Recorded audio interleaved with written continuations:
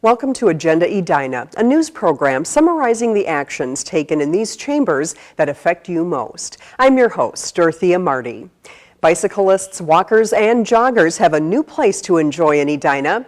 City employees and residents celebrated the grand opening of the newly completed Edina Promenade with a ribbon-cutting ceremony in late June.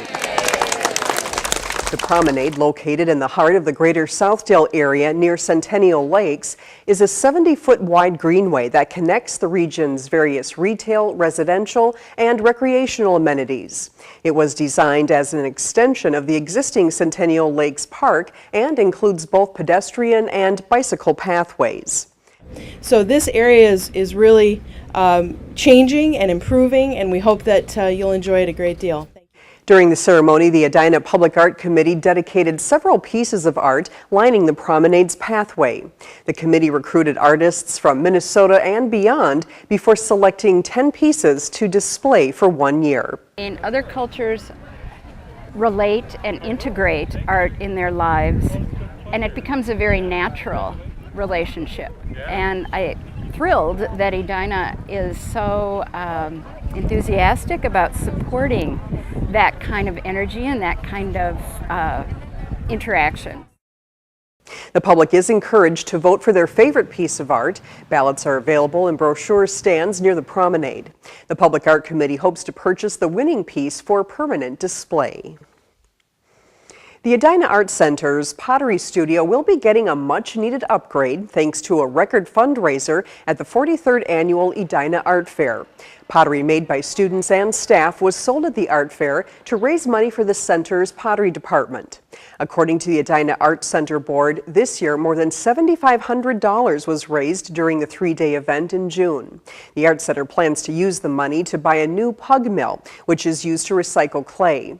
The facility's current mill is more than 30 years old and has become inefficient at reclaiming clay. Oh yeah, I think it's wonderful.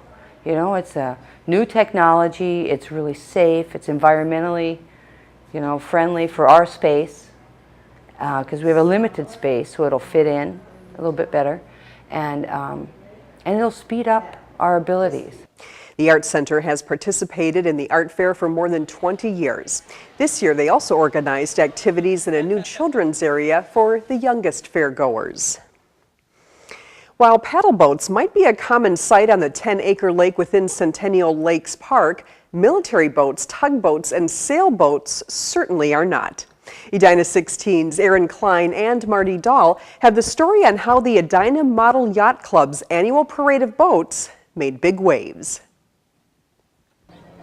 Winds up. We sail here 3 times a week. We are one of, if not the largest model yacht club in the United States. The Edina Model Yacht Club was formed in 1991 as a non-profit radio control model boat club. Some of those boats have been hand-built from scratch.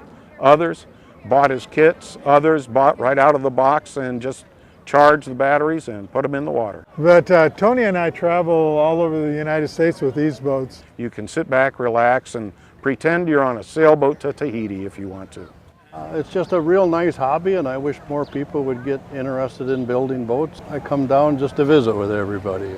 Each boat is unique, and everyone has a favorite.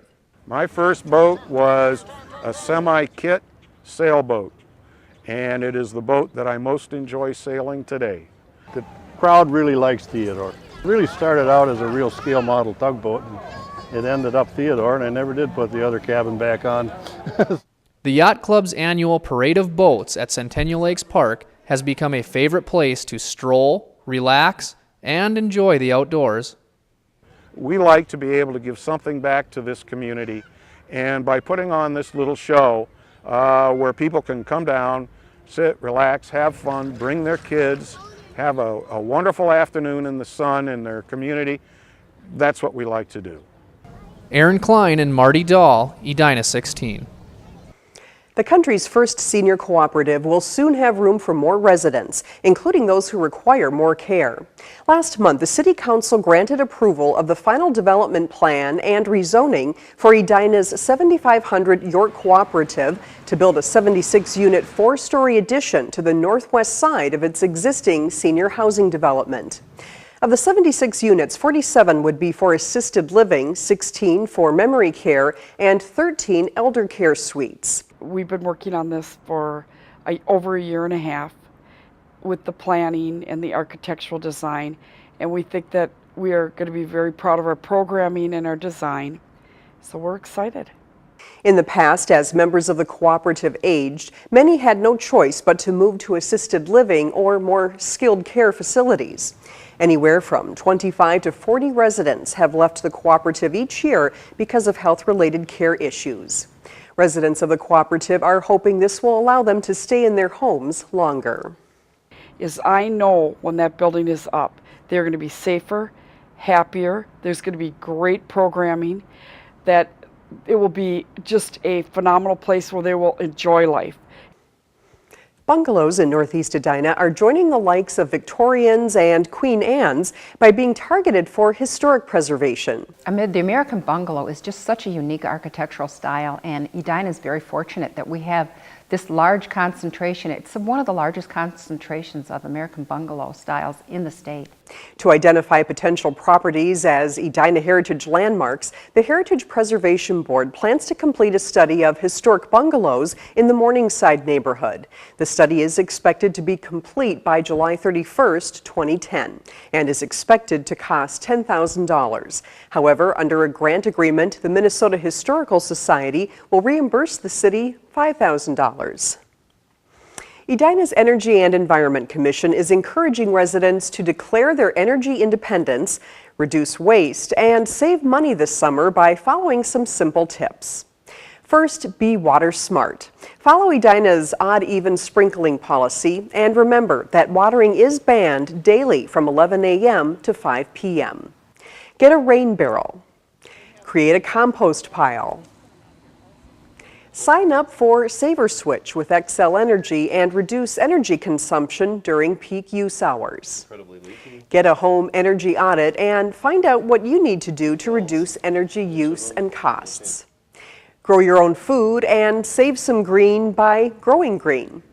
Park your car. Try biking and public transportation for recreation, errands, and work. Combine trips, and when you're in your car, don't idle. That we each need to do our parts and contribute. It starts with us, and if we all collectively make improvements to our homes, then we'll see some greater impact. Summer is a great time to try biking. Not only is it good for you and the environment, but you can get a better view of all of the new amenities in Edina. Thanks for watching this month's episode of Agenda Edina. I'm your host, Dorothea Marty.